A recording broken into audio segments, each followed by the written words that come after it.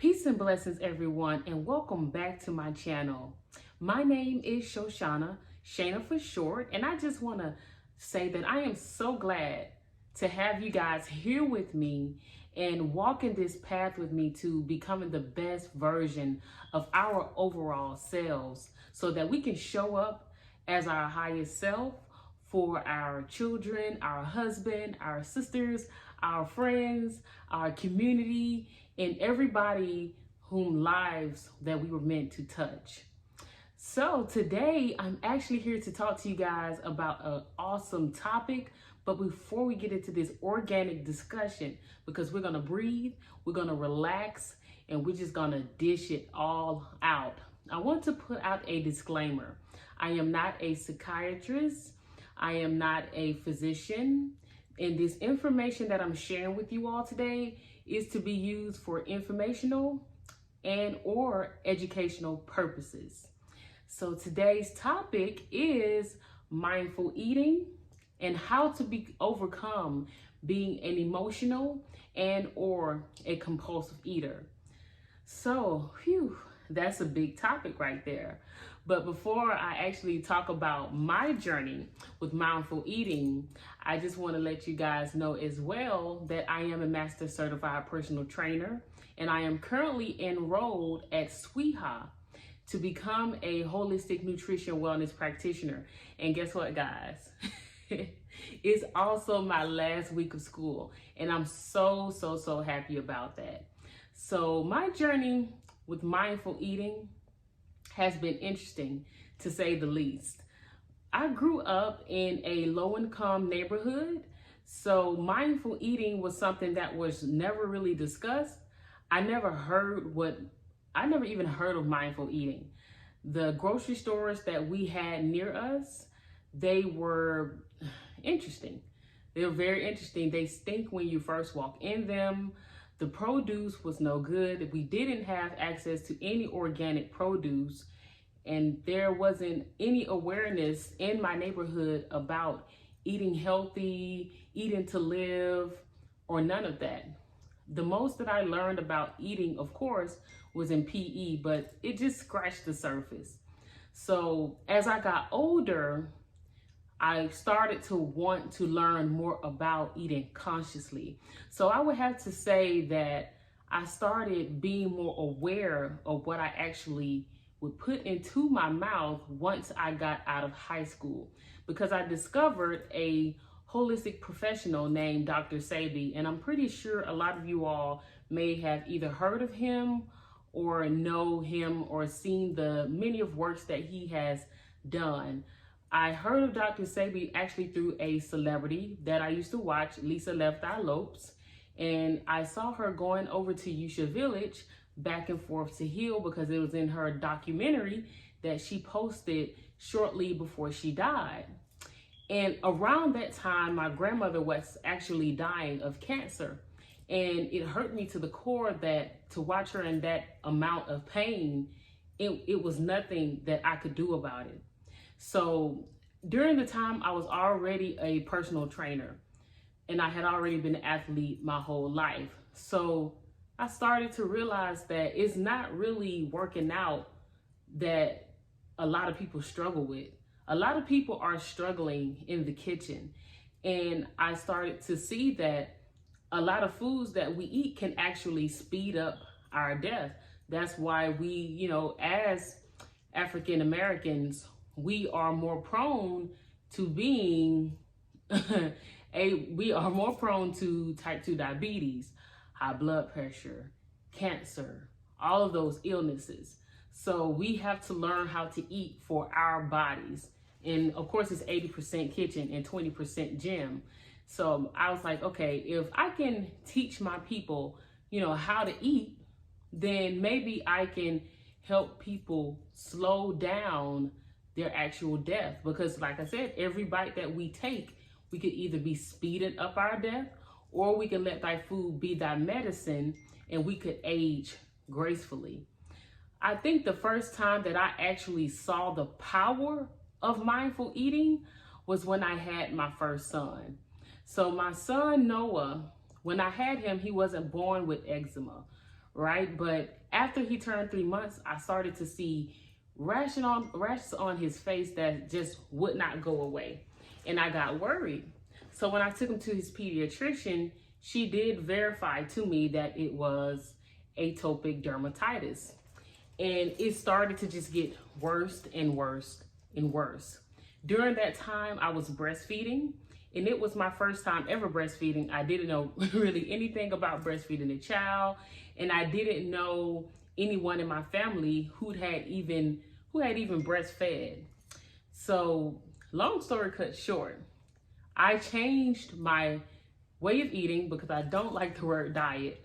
I changed my way of eating and started to eat more mindfully by eliminating the things that he was allergic to. And I adopted a high raw plant-based diet way of eating. And right before my eyes, my son overcame atopic dermatitis by the age of 3 with the power of my breast milk and me changing my way of eating and eating more mindfully, being aware of not what I'm putting into my body, but the food that's going to agree with his gut. Because what's good for my body may not be good for my baby's body. And that's what us as mom have to figure out. If you have a child that obviously has a sensitive gut, and you'll know they have a sensitive gut by them constantly having, different reactions to foods that you're eating. They're gassy, they're colicky. Their little bodies will send you signs that something is wrong. So, it's amazing because when I took my son back to his 3-year-old checkup, the pediatrician didn't even know who he was, because before he was vitamin D deficient, he was iron deficient. He, it slowed down his journey of walking. It affected him. He went through a very, very, very, very tough time. So when I brought him back at his 3-year-old checkup, his vitamins and everything was thriving off the charts. He was a great weight, and he was just glowing. His skin was glowing.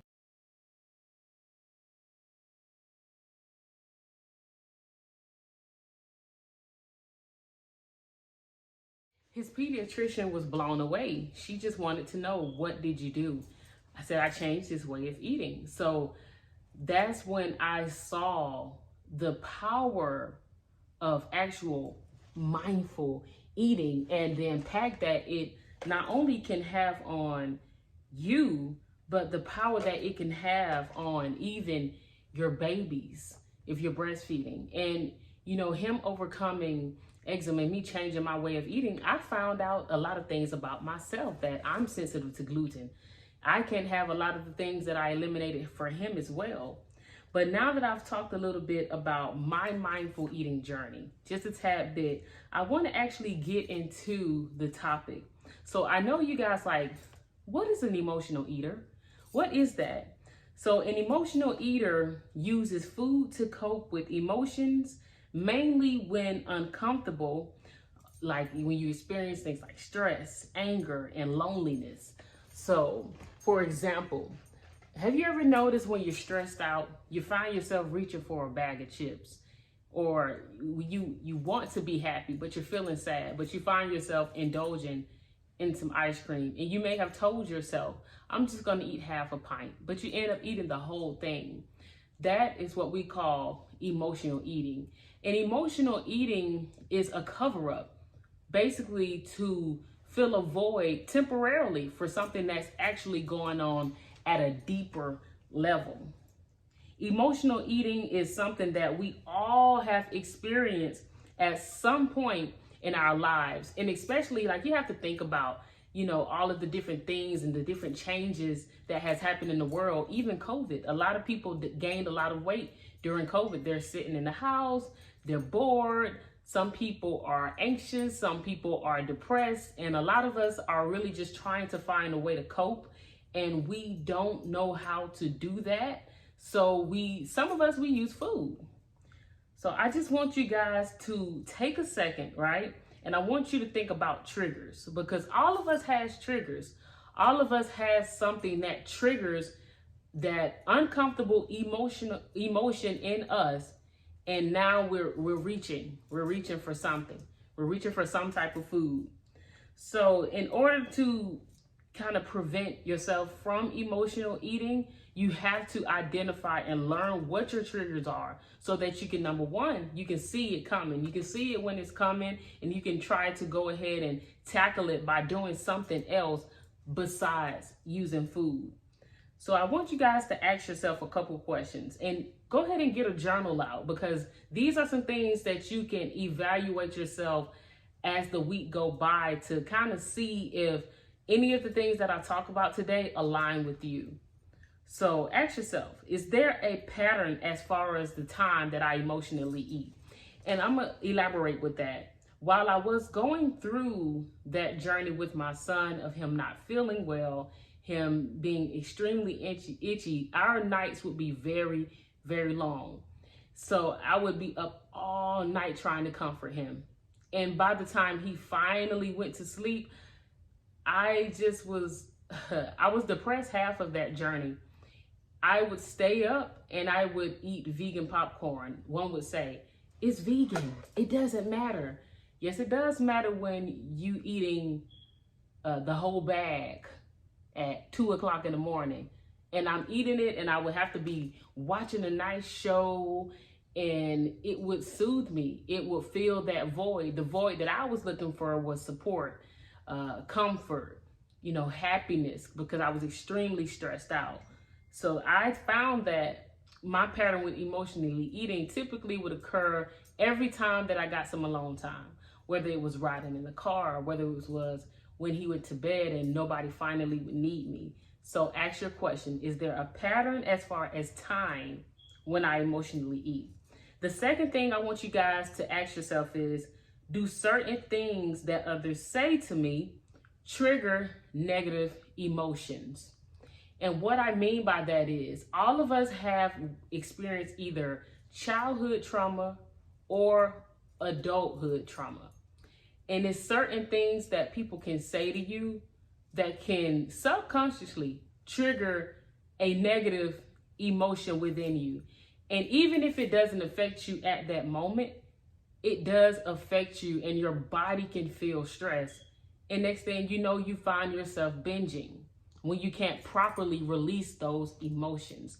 We're going to talk about dealing with your emotions and actually releasing them later on, but that's the second question I want you to ask yourself. The third thing I want you to ask yourself is, am I physically hungry? Because a lot of times with emotional eaters, we're not even physically hungry at the time that we choose to indulge in these foods. Ask yourself, am I truly physically hungry? The fourth thing I want you to ask yourself is, what kind of mood am I in today?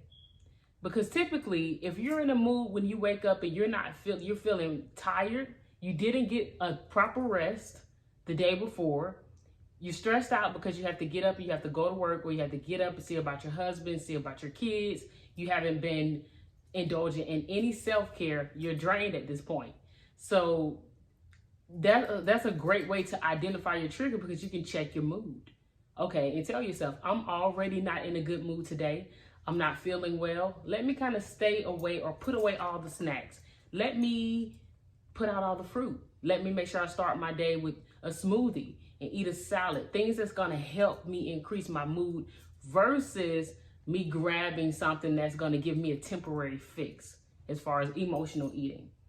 So number 5, I want to ask you to ask yourself, after long stressful days of work, do I have a hard time relaxing?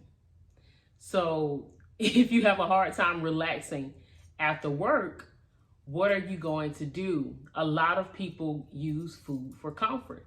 They put on a great show, they sit down and they eat, and they subconsciously, they're not paying attention to sometimes how much they're eating, the things that they're eating. At this point, they just want to relax.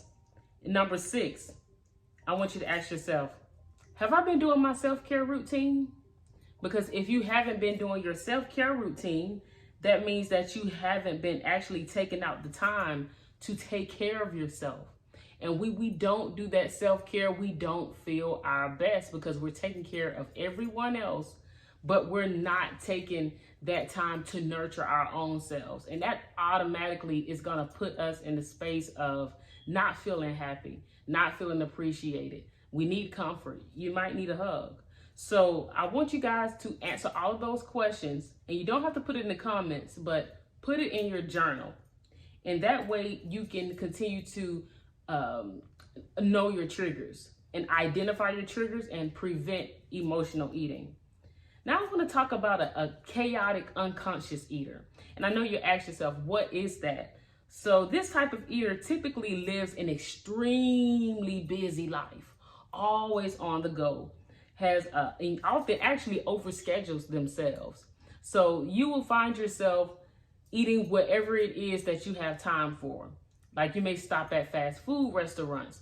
You may stop at or eat the donuts that they have on break for work. There's no type of schedule or no even type of thought or awareness that the chaotic unconscious eater eats when they indulge. And so you have to kind of identify what type of eater you actually even are, because most people who emotionally eat, 9 times out of 10, they have a chaotic schedule as well. So now we're going to get to what mindful eating actually is. So mindful eating is when you eat with awareness instead of eating. So you actually thinking about, is this food healthy for me? You're reading the label. Are these ingredients going to agree with my body? You're aware of how the food feels. You may smell it. You taste it. You're fully aware of the foods that you're eating. And let's dig a little deeper. When you mindfully eat, you'll start to eat more soul foods versus sad foods, seasonal, organic, processed, locally grown food versus continuing to eat the standard American diet, which is what a lot of us have either grew up on or been taught. So when you start to mindfully eat, you'll start to think intuitively every time you pick up that fork to eat. Is this food going to help me? Is this food going to nurture my cells? Does it have macro and micronutrients? Is it actually a nutrient dense meal? Because once you start to eat more mindfully, you will get that satiety that you need because you're eating enough of the right foods. Because when you eat an abundance of the wrong foods, that's when you don't get that satiety. That's when you're just constantly indulging in quick snacks, quick food, because you're kind of eating with your emotions and you're not aware, you're unconscious. So the goal is to eat more mindfully. So, and also eating the rainbow. You ever heard of taste the rainbow? When they said that actually eating the rainbow is a great thing to go by, because when you eat the rainbow, you get an abundance of vitamins and nutrients in your meal, and it's balanced. So here are some tips to practice mindful eating. Number one, this is a big one. Eat at a dinner table with your family. In the comments, I want people to let me know how many of you guys actually still sit down at a dinner table with your family and eat. A lot of us, when it's time for us to eat, we're not aware. We're on our phone, we're watching TV, we don't put the fork down, and we're just eating. And next thing you know, we're stuffed. We've overate because we haven't even checked on ourselves, took and just breathe and ask ourselves, am I full? So number one, practice eating at a dinner table, because at a dinner table, you'll have conversations. And while you're having a conversation, you're asking your husband and your children, well, how was your day today? Guess what's going to make you do? Put the fork down, actually take a step back and chew your food. And since we're talking about that, that's my next step, number 2. Take time to chew your food. Digestion, the first step to digestion is you actually chewing and letting that saliva break down your food. So take time to chew your food. Some older people even count the amount of time that they chew. I think they say maybe 50, don't quote me. But take the time to actually chew your food for proper digestion. Number 3, put your fork down. Put your fork down. It's okay. Nobody's going to take your food, I promise. So put your fork down and actually chew your food, breathe, so that way you can check in with yourself to see, are you full? Number 4, slow down and be fully present with your food. That's that mindful eating. You're aware of the taste, you're aware of the smell, you're aware of the feeling. You're being totally present with the food. All right, so another reason why it's important to practice mindful eating is because a lot of us, like I said, we can become gluttonous. We can become gluttonous. We're just eating and eating and eating and eating. So guys, with that being said, I want you guys to think about habits that you grew up with, different habits that you were taught in the kitchen. But while you guys are thinking about that, I want you guys to think about what it means to actually even eat intuitively, because we've talked about what it is to be an emotional eater, what it is to being a compulsive eater, what is mindful eating. So when you start to mindfully eat and you're doing all those things that I just stated, you'll start to actually eat more intuitively. And I love that book, Intuitive Eating. It was introduced to me by my professor in one of my classes, and it's called Intuitive Eating, and it is by Evelyn Tribold and Elise Rich. I'll put their names in the comments below. But when you start actually eating intuitively, you'll make peace with food and start to gain control over your emotions. So I'm going to challenge you guys to do something for me. I want you to keep a food and mood journal. So every time that you eat, I want you to actually think about how you're feeling at that moment. And I want you to document it. And I want you to do that for 7 days. Because when we start to align our food with our mood at the times that we're eating, we start to kind of see the pattern that we have. So also what I would like you guys to do is we got to find and figure out how to actually deal with our emotions. Because once you start to address your emotions and release them, the less you'll actually emotionally and compulsively eat. You have to deal with those emotions. Even if you have to talk to your spiritual counselor, have to talk to a therapist, do whatever you need to do to actually release and deal with your emotions. Because the more you honor your emotions, address your emotions, and release them, you'll be less likely to actually emotionally eat. So you have to ask yourself too, when you eat, is it habitual? Some of us grew up and our parents told us not to leave the table before we actually finish all of our food. Meanwhile, we was full maybe 3 or 4 minutes ago. So a lot of times those same habits that our parents taught us, it carries over into our adulthood, and we continue to teach our children the same thing.